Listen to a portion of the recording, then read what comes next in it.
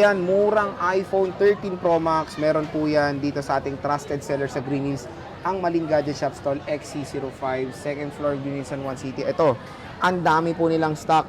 Ate Malin, magkano ba yan? Ang 128 po natin, Sir Jay, bigay na lang natin kahit sa 27. 27? Yes po, yung 256, 29.5. 29.5? Yung 512, bigay natin na 31. 31. Ang galing ni Sir Jay, 1 Yung terabyte? 1 tera, 33. 33,000. Biruin mo dito, complete sila ng storage. 128, 256, 512 at 1 terabyte. Pwede po kayo mag-PM sa kanilang FB page sa Malin Gadget Shop. Second floor, Green San Juan City. Bisita na kayo sa kanilang XC05. Okay. iPhone 12 Pro Max. Napakamura lang po dito yan kay Ate Malin sa Malin Gadget Shop Stall XC05. Second floor, Green San Juan City. At marami pa po sila iba't ibang mga model ng iPhones na pwede nating i-flex or pwede nyo mag-inquire kayo sa kanilang FB page.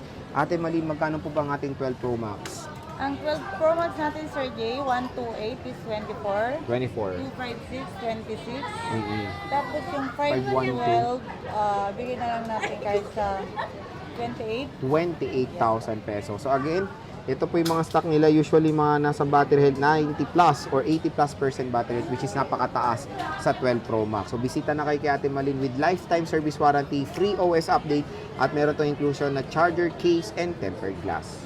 So murang iPhone 14 Pro Max, meron po yan sa Malin Gadget Shop sa stall XC05, second floor, Green Hills, San Juan City. Ate Malin, magkano ba yan?